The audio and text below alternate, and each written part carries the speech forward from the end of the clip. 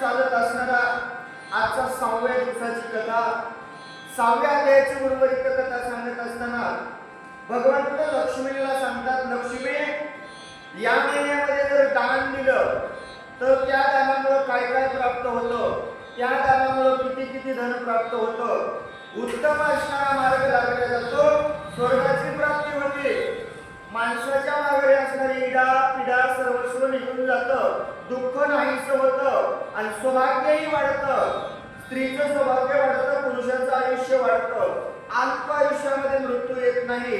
एवढं महान भगवंत असणारे भगवंत लक्ष्मीला त्या ठिकाणी सांगू लागले.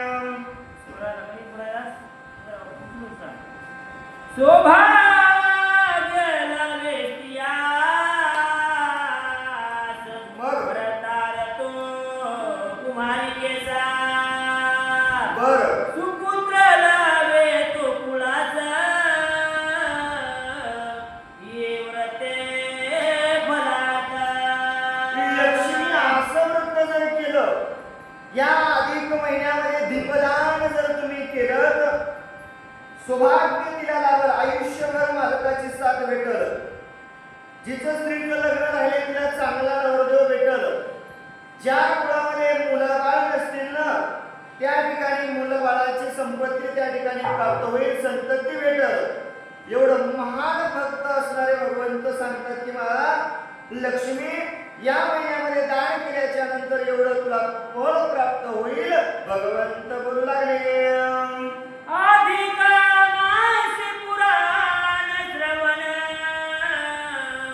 मग रात्री करावे हरिभजन, गोड गोड मनी आठवून गोपी रमण, भक्तिभावे पूजावा. भक्तिभावानं पूजन करायचंय बाबा. या अधिक महिन्यामध्ये दिवसभर त्या भगवंताचं चरित्र गाथा ऐकावं, रात्रीच्या वेळी भजन कीर्तन श्रवण करावं, सदैव त्या भगवंताचं नामचिंतन करावं. केल्याच्या नंतर पूर्वी हे कोणी केले व्रत, काय झाले तया प्राप्त, मग हे सांगितले मज साध्यंत, आयसे लक्ष्मी म्हणत से. त्यावेळेस लक्ष्मीने प्रश्न केला, भगवंता अहो एवढी कथा सांगायला तुम्ही दीपदान करावं, गोदान करावं, धनदान करावं, एवढं दान धर्म करावं, हे केल्यानं सगळं प्राप्त होतं, खरं आहे का म्हणले? याच्या अगोदर कोण केले का? कोण केलं असेल तर मला सांगा ना भगवंता. याच्या अगोदर काही कोण केली असेल एखादी कथा, तुमचे अनुभव मला सांगावे. लक्ष्मीने असणाऱ्या भगवंताला प्रश्न केला. केल्याच्या नंतर ते भगवान बोलते, बरं पूर्वी पवित्र नदी सरस्वती, गोड रात होता तिचे काठी, कोणी एका विप्रत. भगवंताने सांगायला सुरुवात केली, ऐक लक्ष्मी, तुला प्रश्न करायचा नाही, मूर्खते म्हणजे जर साईक केलेल्या प्रश्नाचं उत्तर देतो. माझ्या मनचं नाही, ही पुरातन कथा आहे. पवित्र असणाऱ्या गंगेच्या सरिताच्या तीरावरती एक ब्राह्मण त्या ठिकाणी राहत होता. ती कथा मी तुला सांगतो. भगवंत बोलू लागले, नामदयाचे सुशर्माचे तसे ब्रह्मकर्माचे प्रियता निजधामा, आतिया घरे पूजितसे. त्याचं नाव सुषेण होतं आणि तो त्या तीरावरती राहायचा. नित्य नेमधर्म होता. कोणी जरी आलं, या बसा, जेवण करा, अतिथी देवो भव मानणारा असा तो ब्राह्मण त्या ठिकाणी राहू लागला. पत्नी सुशर्म्याची सुशील,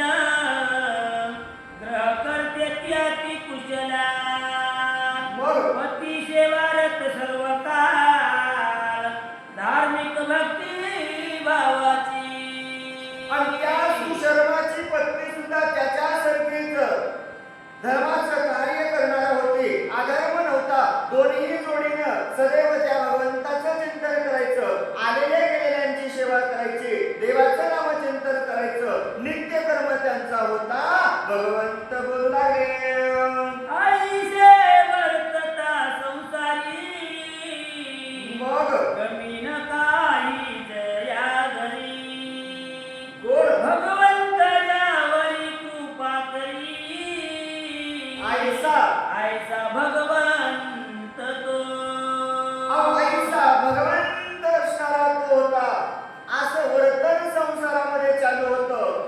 रोज त्या भगवंताचं नामचिंतन, आलेल्याची पूजा अर्चना करणं, असा संसार चालू असताना सुखमय संसार सुरू होता आणि तो भगवंतही त्यांच्यावर दया करीत होता. भगवंत बोलू लागले. रोज उठावे प्रातकाळे गोड गोड स्नान संध्या करोनी बरी मग भिक्षा मागून मध्यान काळे येई परत स्वग्रही अगं लक्ष्मी आहे की नाही तुझ्यासारखा आळशी नव्हता. म्हणजे रोज सकाळी प्राप्त काळी ब्रह्ममुहूर्तावरती उठायचं, स्नान संध्या आवरायची, काखेत जोडी घ्यायची, गावामध्ये भिक्षा मागून आणायची. आणल्यानंतर घरी आल्या कितीचा प्रथम देई भोजनाचा गोड गोड अतिथी तृप्त करून खास उरले ते बक्षीतच अगं लक्ष्मी नित्यनेम होता. चार घरची भिक्षा मागून आणायची. अगोदर घरी आल्याच्या नंतर पहिलं काम होतं, कोण घरी अतिथी आलाय का, दारात कोणी उभा आहे का, मग जे जे आले त्यांना अन्नपान करायचं आणि जेवढं उरलं तेवढं आपण पती पत्नीनं खायचं. असा नित्यनेम संसार चालू होता. झाल्याच्या नंतर अनादर करून अतिथीचा घासन गेली अन्नाचा मग वाटेकरीन पापाचा तो झाला कदापि ऐक लक्ष्मी, अनादर केला त्यानं, देवधर्माचा अनादर केला, साधू संतांचा मान राखला, अतिथीला असणाऱ्या मनोकामना पूर्ण केल्या. 2 घास 4 घास जसं घडल तसं त्यानं जेवण वाढलं. कधीच पापाचा वाटेकरी झाला नाही, अधर्म केला नाही. भगवंत बोलू लागले. ऐसा सुशर्मा सदाचारी गोड कीर्तन पुराण श्रवण करी मग रात्री रतहरी जागरी वर्तत असे दिसदिनी दिस दिनी त्या भगवंताचं नामचिंतन करायचं. ऐसा असणारा तो ब्राह्मण नित्यनेमानं त्या भगवंताचं नामचिंतन करायचं, रात्री कीर्तन करायचं, दिनरजनी हाचे धंदा, गोविंदाचे पोवाडे, त्याच्या व्यतिरिक्त संसारामध्ये काही नव्हतं. भगवंत बोलू लागले. धनवे चोरी सतरली गोड गोड कविता सताली पर्वणी मग वनवास येत विचार मनी आता काय करावे रोजचं काम होतं. धन संपत्ती जमा करायची. काय धन होतं हो? तुकोबाला म्हणतात आम्हा घरी धन शब्दाची जरूरत नाही. अहो दुसरं काय धनच नव्हतं ना. 4 घर भिक्षा मागून आणायची ना, आलं ते वाटून टाकायचं. काहीच नव्हतं ना, धनाचा लाभच नव्हता. पण आता धनही जवळ नव्हतं. रोज देवधर्म करायचं, सर्व कार्य करायचं आणि त्यामध्ये धोंड्याचा महिना आला. आल्याच्या नंतर धनाचा तो संचय नाही मग दान धर्म तो करावा काही गोड तीर्थाटनही शक्य नाही काय नेम करावा अधिक मासाचा महिना आला, काहीतरी दान धर्म करायचंय. पण विचार करायला दोघांनी सुरुवात केला. नवरा बायको म्हणतात अगं ऐक ना, दान द्यावा वाटतंय, पैसा नाही, तीर्थयात्रेला जावा वाटतंय, आपल्याला शक्य नाही, उत्पन्न नाही ना, मग काय करावं? आपल्याकडे दान धर्म करण्यासाठी काही नाही, गाव जेवून घालावं म्हणलं तर आपल्याकडे अन्न नाही, मग काय करावं? अधिक महिना आलाय. दोघांनी विचार करायला सुरुवात केली. गेल्याच्या नंतर ओ श्रवणी ऐकता पुराण कानी पडले दीपयाख्यान बरं. अधिक मासी दीपदान करावे हे त्या समजले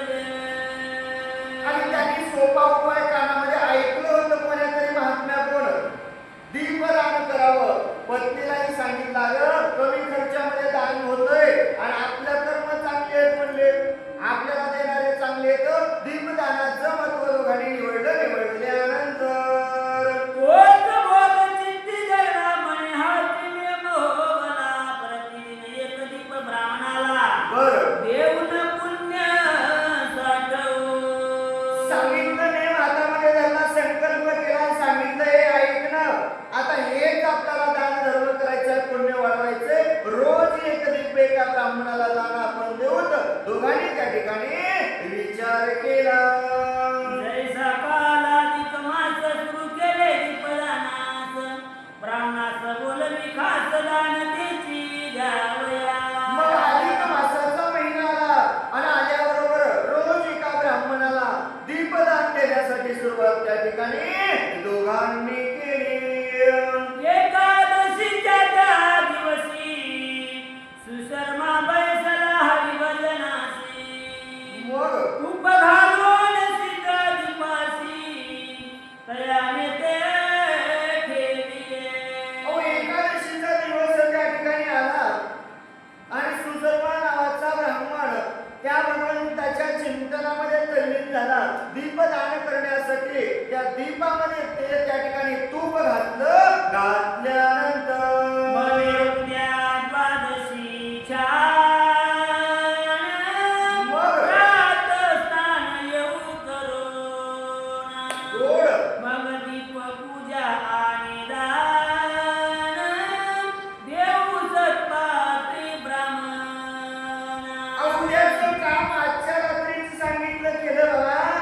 उद्या द्वादशीचा पर्वकाळ आहे आणि या द्वादशीच्या पर्वकाळावरती सकाळी स्नान संध्या आटोपल्यानंतर एखादा चांगला ब्राह्मण पाहून त्याला दीपदान आपण देऊत विचार ब्राह्मणाने केला. केल्याच्या नंतर लगबग उठून सुप्रभाती, मग तो गेला नदी स्नानाप्रती. गोड दीप मांडून ठेविल्या ताटी, आला एक मुशक. एक मुशक त्या ठिकाणी आला. बघा आता ग्रहण ब्राह्मणाला द्यायचं दीप. पहाटेची वेळ होती, ब्रह्ममुहूर्त होता, द्वादशीचा पर्वकाळ होता. लगबगीनं ब्राह्मण गंगेच्या तीरावरती गेला, दीप मांडले, स्नान संध्या करण्यासाठी गेला. तितक्यात एक मुंग त्या ठिकाणी मुंगूस आलं. उंदीर आणि उंदीर त्या ठिकाणी आला. आल्याच्या नंतर दीप ज्योती मंदावलेली मुशकानं दिशेने त्रयुगळते, ते देखून उडकेली, सावध झाले मांजर. दीप त्या ठिकाणी पुजलेलं होतं थोडं. काय करावं मग त्या ठिकाणी त्या उंदरानं जराशी गडबड केली आणि गडबड उंदराने केल्या मावशीला ध्यान आलं. मावशी जाग झाली. झाल्याच्या नंतर मांजराची दृष्टीची न बरं तेने मुशका पाहून, मग उडी घेता दीप हालून, गुण प्रकाशित झाला. त्यावेळेस मांजरानं उंदराकडे बघितलं आणि बघितल्याबरोबर मला धोंड्याच्या महिन्यात लटच लागली ना. उडी मांजरानं घेतल्याबरोबर शांत झालेला दीप उजळला गेला. गेल्याच्या नंतर मुशक धावे सत्वर, मग हर्षित होत असता मांजर, घडला एक चमत्कार, इमान आले दारात. भगवंत लक्ष्मीला सांगायला ऐक. मांजराला खुशी झाली, उंदर खायला भेटलाय, उंदीर धावत सुटलाय. पण तेवढ्या वेळामध्ये एक चमत्कार झाला. विमान त्या ठिकाणी आलं. आल्याच्या नंतर सुशर्मा स्नान करून आला घरी, पळतून तो दारी पायरी दिव्य विमान आणि देवदूत ते. सुशेन शर्मा नावाचा ब्राह्मण स्नान संध्या आटोपून वर येऊ लागले. तेवढ्या वेळात त्यांनी हे इमान दैदिप्यमान पाहिलं आणि त्यामध्ये साक्षात देव भगवंत पाहिले. पाहिल्यानंतर सुशर्मा पुसे देवदूतास, गोड विमान हे काल खास. मग कोणी उतरले मम घरास, सांगा आता सत्वरी. देवदूतांच्या समोर सुशर्मा नावाच्या ब्राह्मणाने हात जोडले आणि विचारायला सुरुवात केली. महाराज काय या ठिकाणी आलात? कोण आलंय का आमच्या घरी? मग तुमच्या येण्याचं कारण काय? असे प्रश्न त्या ठिकाणी देवांना करू लागले. नवदेव तुझं काय सांगती, मांजरामुळे दीपज्योती पुन्हा प्रकाशित झाली मोठी, विझता दीपा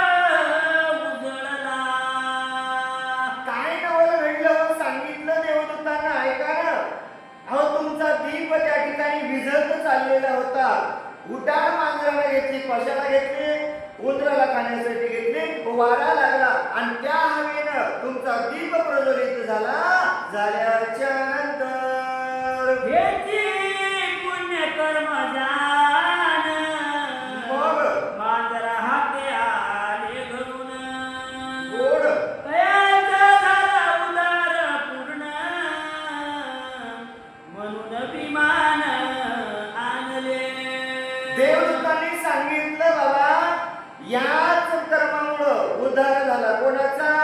मांजराचा. इजत चाललेला दिवा मांजरामुळं वाढल्या गेला.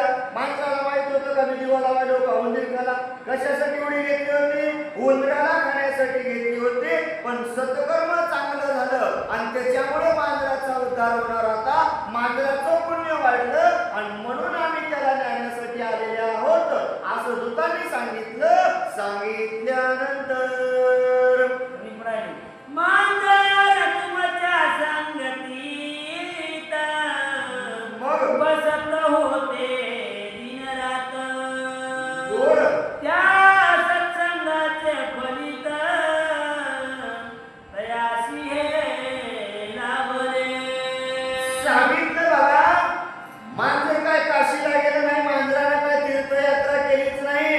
पण मांजराने एवढंच केलं, ते रोज तुम्ही दीपदान करत होता ना, ते तुमच्या संगतीला बसत होतं. संगतीचा परिणाम सांगितला बघा. संताची संगती मनोमार्ग गते आणि अकरावा श्रीपती येणे पत. तुमच्यासारख्या संताची संगत मांजराला लाभली आणि म्हणून त्याचा उद्धार झाला. झाल्याच्या नंतर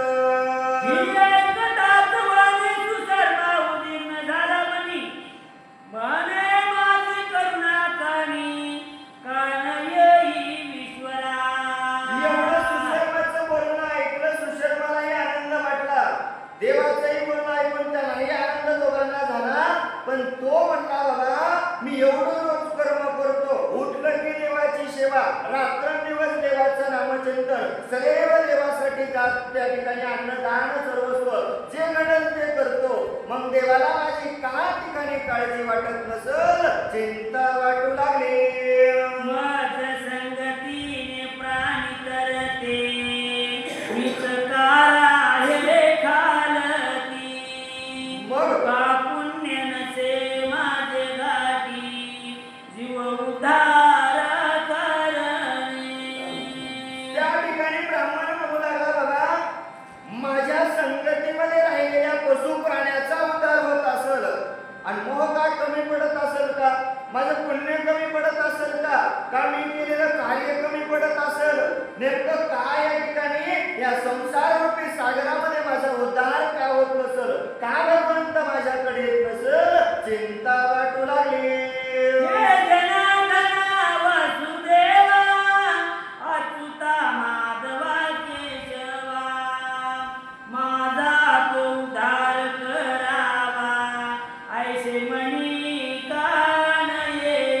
हे देवा, हे भगवंता, हे करुणाकारा, ईश्वरा, जगद्गुरु, जगद्दाता, हे देवा का तुमच्या मनामध्ये येत नाही माझ्यासारख्या एखाद्या सद्भक्ताचे उद्धार मी करावं? का देवा माझी आठवण येत नाही का? का देवा तुम्हाला माझ्यासाठी विसर पडला की काय? विनंती करू लागले. मी अभागी देवा पूर्ण म्हणून देखे तव चरण मजसी कैसे स्वर्ग भुवन प्राप्त होईल आता रे. देवा देवा मी अभागी आहे, मला नाही देवा तुमची प्राप्ती होणार. काहीतरी माझं चुकलं असेल, काहीतरी कमी पडलं असेल देवा, मला वाटायला या जन्मामध्ये मला स्वर्गाची प्राप्ती होणार नाही असा अक्षर करू लागले. झाला कंठ सद्गदित मग आश्रू पातळे नयनात हृदय आठवून रघुनाथ करुणा भाकी अपार. मन असणार हृदयवरून गेलं, कंठ दाटून आला, डोळ्यामध्ये पाना फुटला.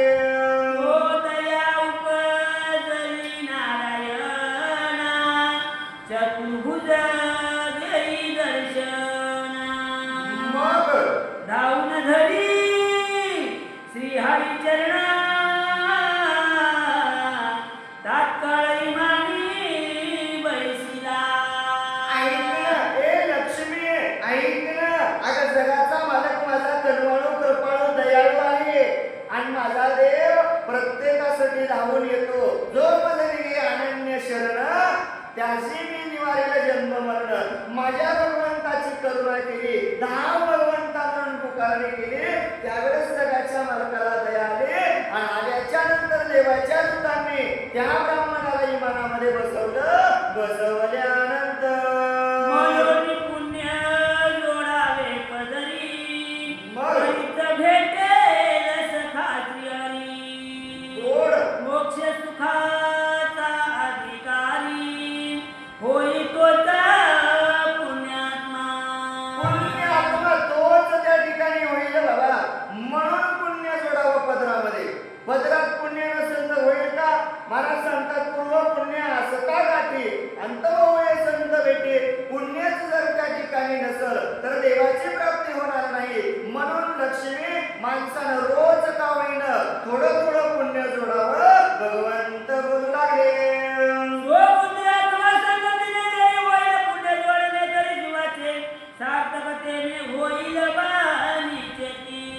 निश्चितच जीवनाचं सार्थक होईल. सोबतीनं दुर्बुद्धीनं कशाही प्रकारनं संगतीनं का होईना देवाच्या समोरून जाता जाता रामकृष्ण हरी जरी म्हणलं तर थोडं थोडंसं पुण्य वाढत आणि जगाच्या मालकाची प्राप्ती झाल्याशिवाय राहणार नाही. भगवंत बोलू लागले, धनासुनी पदरात मग दान न करी ज्याचा हात. मग कसा म्हणावा पुण्यवंत, गोड गोड नवे लोभी अभिलाषी.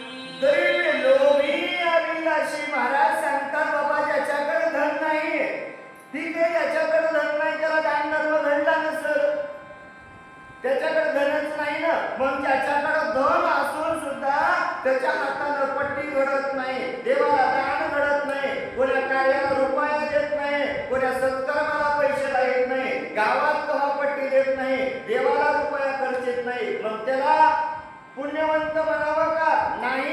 असा धनवंत माणूस, असा धनाच्या मागे लागलेला माणूस नरकाला गेल्याशिवाय राहणार नाही. भगवंत बोलू लागले, नरदेहाची होता प्राप्ती, गोड करावी काही सुकृती. मग हे कोशेल श्रीपती, देईल मोक्ष सुखाते. मोक्ष सुखाचा गेल्याशिवाय राहणार नाही माझा भगवंत. 83,99,999 योनीमध्ये एकच नरदेह आहे आणि तो इथं प्राप्त झालाय. आपल्याला नरदेह प्राप्त झालाय ना. उभं भेटला का? हा नाही भेटला बाबा, कारण त्या देवाची कृपा झाली आणि म्हणून इथं भेटला. भेटला ते भेटला, महाराष्ट्रामध्ये भेटला. काय अजून आपलं भाग्य आहे, किती पुण्यवान आहे. पण भगवंत लक्ष्मीला सांगतात, लक्ष्मी ऐक, माणसाला जर नरदेह प्राप्त झाला तर त्याला देवाची भक्ती करावी. आपण करतो का? देवे दिला देह भजना गोमटा, परी तो झाला बाधा पाटिकेचा. देवानं देह दिला भजना करता, पण देवाचं काम सोडून दिलं आणि दुसरंच करायला लागलो. बाबा या नरदेहामध्ये जर तू त्या देवाचं भजन केलं तर तुला देवाची प्राप्ती झाल्याशिवाय राहणार नाही. भगवंत बोलू लागले, नरदेहानीला पाताचा उसना, गोड एका जनार्दनी जावे साधू दर्शना. मग हा विचार धनाचा किती संचय केला, मग हे न पुरे आयुष्याला.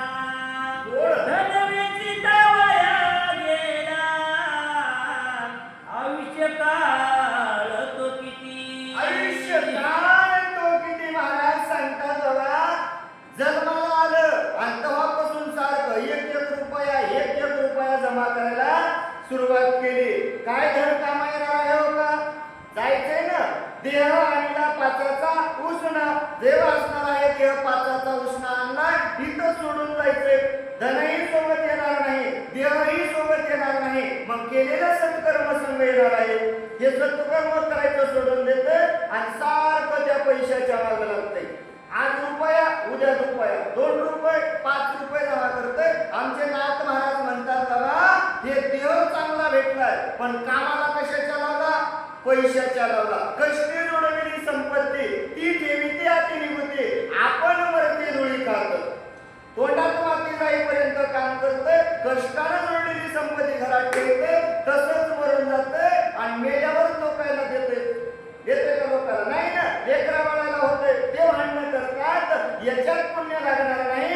हे धनलोभाची अवस्था अशी आहे. धनाचा लोभ करू नको भगवंत लक्ष्मीला त्या ठिकाणी सांगू लागले. विचार करून किती बरोबर आठवावा तो रमापती गोड तातडी करोनी शेवटी मोक्ष पदरी बांधावा. ऐक लक्ष्मी माणसाला हा विचार करावा. कोणता विचार करावा? क्षणोक्षणी हाची करावा विचार करावा. या पारगौर सिंधू काळ हो सिंधू तरुण जायचंय. नाशिवंत देह जाणार सकळ आयुष्य कातो काळ सावधान. संत समागमे धरावी आवडी आणि करावी तातडी परमार्थाची. बाबा या परमार्थाची तातडी कर आणि त्या जर परमार्थाची तातडी केली तर शेवट चांगला होईल. कवर तातडी करायची जवळ चला येतवर गुडघे महाराजाचे आता बसले जाणं होते का नाही ना. महाराज म्हणतात जवळ सकळ सिद्ध आहे हात चालावया पाय तव तू आपुले सोयीत पाय. स्वतःचही सांगितलं तीर्थयात्रा जाय चुकवू नको. मग एकदा हे जर पाचाचा धीर जर गळून गेला तर तुला स्वतःचा उद्धार करता येणार नाही. म्हणून तातडी कर भगवंत बोलू लागले. मग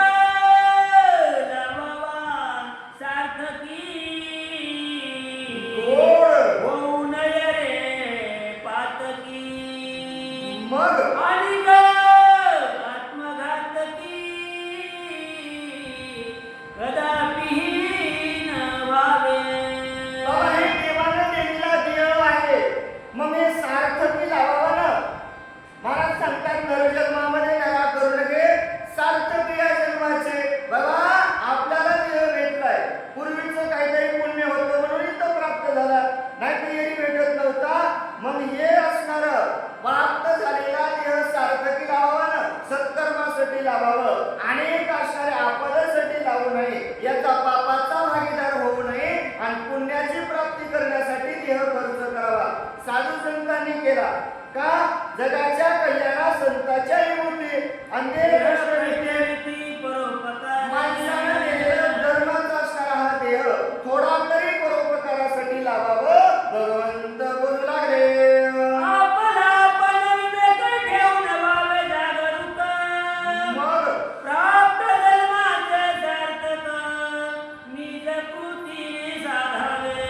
बाबा आपला आपण विवेक कोणाला सांगितलं बाबा हे दोस्त जाग्यावर ठेवावं. आपलं आपण ठेवावं. बरं नाथ महाराज म्हणजे लई लोकांचा विवेक केलाय. कोणाकोणाचा गेला महाराज सांगतात जो स्त्रीरूपी रथ झाला जो मध्यप्राशनी पातला जो धनरूपी गुजला आणि त्याचा गेला विवेक. एवढ्या लोकांचा विवेक केलाय. एवढ्या लोकांचा विवेक केलाय ना. मग आपला आपण विवेक असणाऱ्या जाग्यावर ठेवावं. आणि हे जन्म भेटलेलं हे जन्म कसा सार्थक करता येईल कसा देवाच्या चरणावरती लावता येईल हे आपलं आपण पाहावं भगवंत बोलू लागले. विसरण्याच्या कथेमधून मग हा बोध घ्यावा समजून. गोड लक्ष्मीचं सांगे नारायण विसरू नका ही कथा. भगवंत म्हणतात बाबा सुशर्माच्या कथा सांगितली ब्राह्मणाची कथा सांगितली. मग या कथेमधून हा बोध माणसानं घेतला पाहिजे. मग आता ह्या कथेत किती बोध सांगितले हो. पहिला बोध सांगितला तुम्ही दान करावं दीपाचं दान करावं. दुसरं सांगितलं बाबा तुम्ही धनाचा लोभ करू नये. तिसरं सांगितलं देवानं बुद्धी दिली चांगल्या कामासाठी वापरावी. चौथं सांगितलं हा देह देवानं दिलाय सत्कर्माला लावावं काहीतरी दान धर्म करावं. मग हे सर्वस्व या कथेमधून आज तुम्ही घेऊन धरला जावं भगवंत बोलू लागले. ग्रंथी ठेवावा विश्वासकारी करावा दयाचं घ्यावा चुकोनी गर्वाचं आणि उद्धार साधावा भावे अर्पिता तुळशीदळ प्रसन्न होई तो गोपाळ. जरी परमार्थ तातडी कराल होईल सोनी जीवाचे. ग्रंथावर विश्वास ठेवावा. इकडे तिकडे विश्वासच ठेवा नाही. महाराज म्हणतात तुका म्हणे जास्त नाही विश्वास. विश्वास नसल्यावर काय होईल नाहीच ना. म्हणून सांगितलं बाबा या ग्रंथावर विश्वास ठेवा. काही माझ्या घरचा ग्रंथ नाही अनेक पुराणाचे ग्रंथ आहेत. मग या ग्रंथावर विश्वास ठेवा. आपल्यावर आलेली वेळ चुकवण्याचा प्रयत्न करा. सर्व साधन त्या ठिकाणी सर्व होईल. जगाचा उद्धार करण्याचं सोडून द्या. महाराज म्हणजे स्वतःचं हित पाहणं, स्वतःचं हित या ठिकाणी करून घ्या. नाहीच काही करता आलं, रोज एक तुळशीपत्र दान करा आणि हे तुळशीपत्र दान करून त्या संसारापासून दूर राहून देवाची तातडी करा. आपण संसाराची तातडी केली, मग आता मला हे सोडून द्या आणि परमार्थाची तातडी करून स्वतःचा उद्धार करून घ्या. कारण याच्यानंतर आपल्या जीवन भेटेल की नाही हे माहित नाही, असं भगवंतानं लक्ष्मीला सांगितलं आणि जसं जमल तसं सांगण्याचा प्रयत्न केला.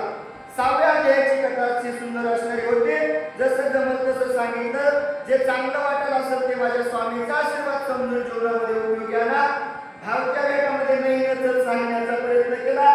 काही चुकलं असेल तर आपलं लेकरू समजून, पामर समजून मला माफ करावं. झालेली सेवा हनुमंतरायाच्या चरणावरती समर्पित करून सेवेला पूर्ण विराम. आणि 6 अधिक मास महात्म्य ग्रंथ पद्मपुराणाचे समंत गोविंद तनय विरचित 6वा अध्याय गोडा कृष्ण पुंडलिका